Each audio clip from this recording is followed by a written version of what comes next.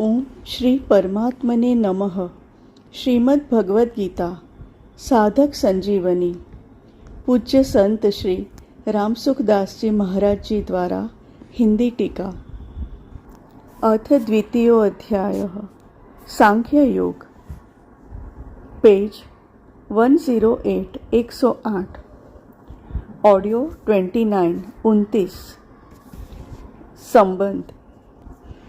अब तक देह और देही का जो प्रकरण चल रहा था उसका आगे के श्लोक में उपसंहार करते हैं। श्लोक 30। देहि नित्यमवध्योऽयं देहे सर्वस्य भारत तस्मात् सर्वाणि भूतानि न त्वं शोचितुमर्हसि। हे भरतवंशोद्भव अर्जुन, सबके देह में यह देही नित्य ही अवध्य है, इसलिए संपूर्ण प्राणियों के लिए अर्थात किसी भी प्राणी के लिए तुम्हें शोक नहीं करना चाहिए। व्याख्या। देहि नित्यमवध्योऽयं देहे सर्वस्य भारत। मनुष्य, देवता, पशु, पक्षी, कीट, पतंग आदि स्थावर जंगम संपूर्ण प्राणियों के शरीरों में यह देही नित्य अवध्य अर्थात अविनाशी है। अवध्य शब्द के दो अर्थ होते हैं। इसका वध नहीं करना चाहिए और इसका वध हो ही नहीं सकता। जैसे गाय अवध्य है अर्थात कभी किसी भी अवस्था में गाय को नहीं मारना चाहिए, क्योंकि गाय को मारने में बड़ा भारी दोष है, पाप है। परंतु देही के विषय में देही का वध नहीं करना चाहिए ऐसी बात नहीं है।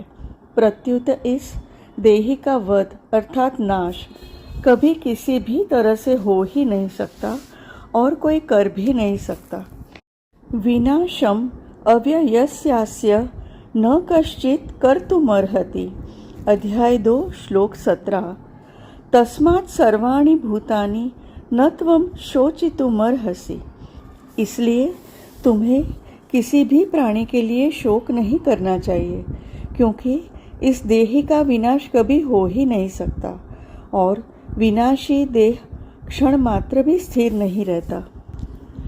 यहाँ सर्वाणि भूतानि पदों में बहुवचन देने का आशय है कि कोई भी प्राणी बाकी न रहे, अर्थात किसी भी प्राणी के लिए शोक नहीं करना चाहिए। शरीर विनाशी है क्योंकि उसका स्वभाव ही नाशवान है, वह प्रतिक्षण ही नष्ट हो रहा है। परंतु जो अपना नित्य स्वरूप है उसका कभी नाश होता ही नहीं। अगर इस वास्तविकता को जान लिया जाए तो फिर शोक होना संभव ही नहीं है। प्रकरण संबंधी विशेष बात। यहाँ 11वें श्लोक से 30वें श्लोक तक का जो प्रकरण है यह विशेष रूप से देही देह, नित्य अनित्य, सत असत, अविनाशी विनाशी इन दोनों के विवेक के लिए अर्थात इन दोनों को अलग अलग बताने के लिए ही है। कारण कि जब तक देही अलग है और देह अलग है यह विवेक नहीं होगा तब तक कर्मयोग, ज्ञान योग, भक्ति योग आदि कोई सा भी योग अनुष्ठान में नहीं आएगा। इतना ही नहीं, स्वर्गादि लोकों की प्राप्ति के लिए भी देही देह के भेद को समझना आवश्यक है। कारण कि देह से अलग देही न हो तो देह के मरने पर स्वर्ग कौन जाएगा। अतः जितने भी आस्तिक दार्शनिक हैं वे चाहे अद्वैतवादी हो चाहे द्वैतवादी हो, किसी भी मत के क्यों न हो, सभी शरीरी शरीर के भेद को मानते ही है। यहाँ भगवान इसी भेद को स्पष्ट करना चाहते हैं। इस प्रकरण में भगवान ने जो बात कही है वह प्रायः संपूर्ण मनुष्यों के अनुभव की बात है। जैसे देह बदलता है और देही नहीं बदलता। अगर यह देही बदलता तो देह के बदलने को कौन जानता। पहले बाल्यावस्था थी, फिर जवानी आई, कभी बीमारी आई, कभी बीमारी चली गई। इस तरह अवस्थाएं तो बदलती रही, पर इन सभी अवस्थाओं को जानने वाला देही वही रहता है। अतः बदलने वाला और न बदलने वाला ये दोनों कभी एक नहीं हो सकते। इसका सबको प्रत्यक्ष अनुभव है।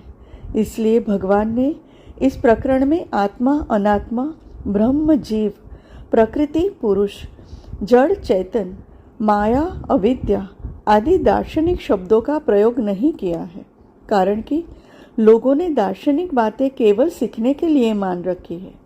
उन बातों को केवल पढ़ाई का विषय मान रखा है।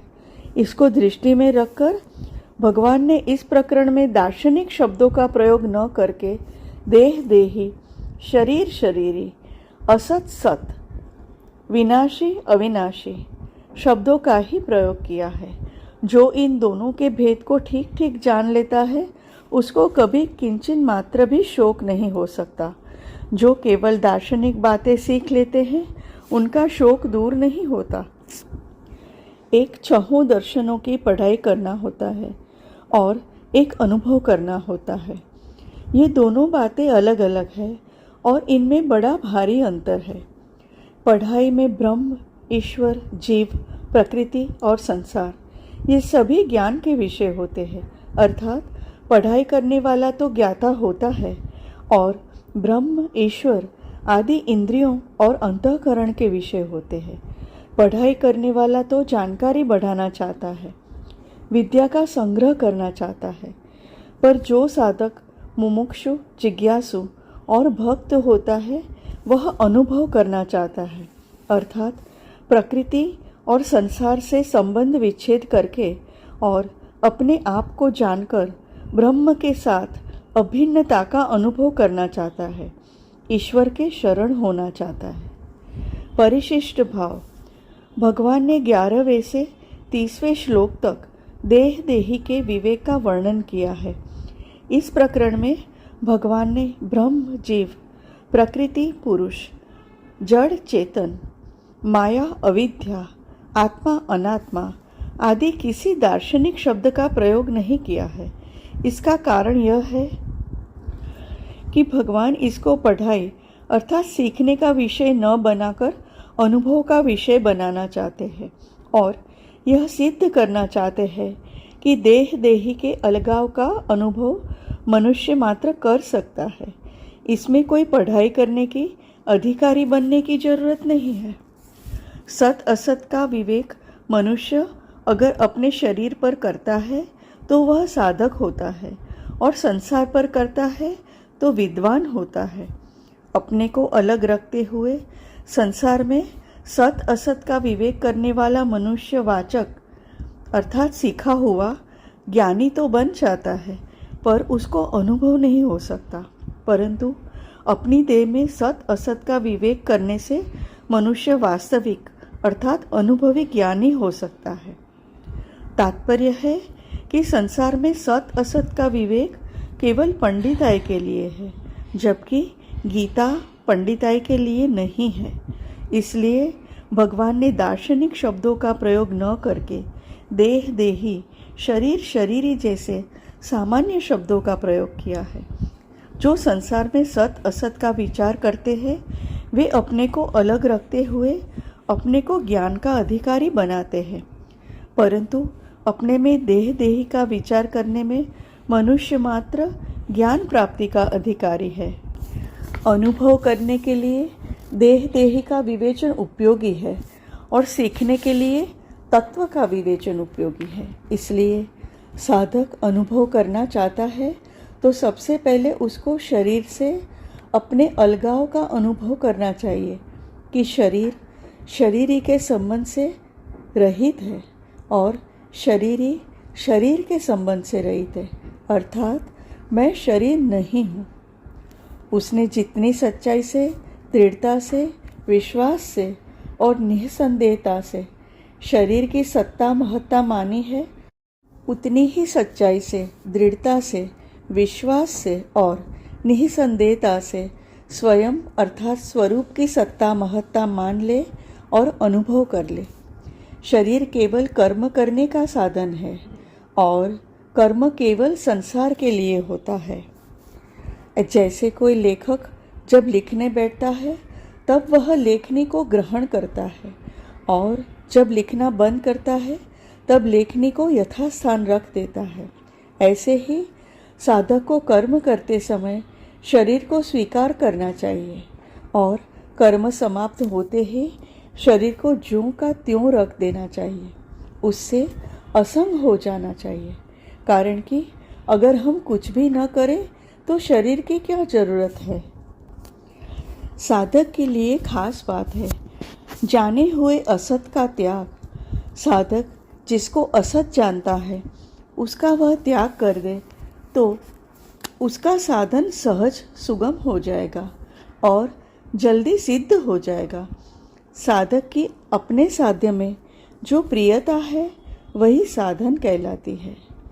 वह प्रियता किसी वस्तु, व्यक्ति, योग्यता, सामर्थ्य आदि के द्वारा अथवा किसी अभ्यास के द्वारा प्राप्त नहीं होती, प्रत्युत साध्य में अपनापन होने से प्राप्त होती है। साधक जिसको अपना मान लेता है उसमें उसकी प्रियता स्वतः हो जाती है, परंतु वास्तविक अपनापन उस वस्तु से होता है जिसमें ये चार बातें हों। एक, जिससे हमारी सधर्मता अर्थात स्वरूपगत एकता हो। दो, जिसके साथ हमारा संबंध नित्य रहने वाला हो। तीन, जिससे हम कभी कुछ न चाहें। चार, हमारे पास जो कुछ है वह सब जिसको समर्पित कर दें। ये चारों बातें भगवान में ही लग सकती है, कारण कि शरीर और संसार से हमारा संबंध नित्य रहने वाला नहीं है और उनसे हमारी स्वरूपगत एकता भी नहीं है। प्रतिक्षण बदलने वाले के साथ कभी न बदलने वाले की एकता कैसे हो सकती है। शरीर के साथ हमारी जो एकता दिखती है वह वास्तविक नहीं है, प्रत्युत मानी हुई है। मानी हुई एकता कर्तव्य का पालन करने के लिए है। तात्पर्य है कि जिसके साथ हमारी मानी हुई एकता है उसकी सेवा तो हो सकती है, पर उसके साथ अपनापन नहीं हो सकता। जाने हुए असत का त्याग करने के लिए यह आवश्यक है कि साधक विवेक विरोधी संबंध का त्याग करे, जिसके साथ हमारा न तो नित्य संबंध है और न स्वरूपगत एकता ही है। उसको अपना और अपने लिए मानना विवेक विरोधी संबंध है। इस दृष्टि से शरीर को अपना और अपने लिए मानना विवेक विरोधी है। विवेक विरोधी संबंध के रहते हुए कोई भी साधन सिद्ध नहीं हो सकता। शरीर के साथ संबंध रखते हुए कोई कितना ही तप कर ले, समाधि लगा ले, लोकांतर में घुमाए, तो भी उसके मोह का नाश तथा सत्य तत्व की प्राप्ति नहीं हो सकती। विवेक विरोधी संबंध का त्याग होते ही मोह का नाश हो जाता है तथा सत्य तत्व की प्राप्ति हो जाती है। इसलिए विवेक विरोधी संबंध का त्याग किए बिना साधक को चैन से नहीं बैठना चाहिए। अगर हम शरीर से माने हुए विवेक विरोधी संबंध का त्याग न करें तो भी शरीर हमारा त्याग कर ही देगा। जो हमारा त्याग अवश्य करेगा उसका त्याग करने में क्या कठिनाई है। इसलिए किसी भी मार्ग का कोई भी साधक क्यों न हो, उसे इस सत्य को स्वीकार करना ही पड़ेगा कि शरीर मैं नहीं हूँ, शरीर मेरा नहीं है और शरीर मेरे लिए नहीं है, क्योंकि मैं अशरीरी हूँ, मेरा स्वरूप अव्यक्त है।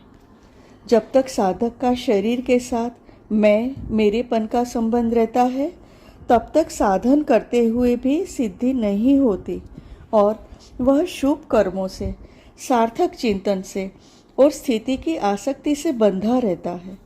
वह यज्ञ, तप, दान आदि बड़े बड़े शुभ कर्म करे, आत्मा का अथवा परमात्मा का चिंतन करे अथवा समाधि में भी स्थित हो जाए तो भी उसका बंधन सर्वथा मिटता नहीं, कारण कि शरीर के साथ संबंध मानना ही मूल बंधन है, मूल दोष है, जिससे संपूर्ण दोषों की उत्पत्ति होती है।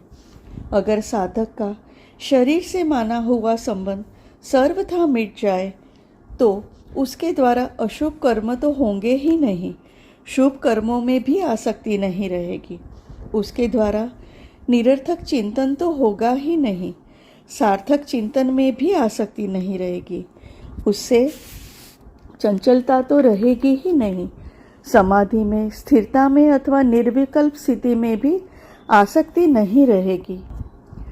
इस प्रकार स्थूल शरीर से होने वाले कर्म में, सूक्ष्म शरीर से होने वाले चिंतन में और कारण शरीर से होने वाली स्थिरता में आसक्ति का नाश हो जाने पर उसका साधन सिद्ध हो जाएगा, अर्थात मोह नष्ट हो जाएगा और सत्य तत्व की प्राप्ति हो जाएगी। इसलिए भगवान ने अपने उपदेश के आरंभ में शरीर का संबंध सर्वथा मिटाने के लिए शरीर शरीरी के विवेक का वर्णन किया है। हरि ओम।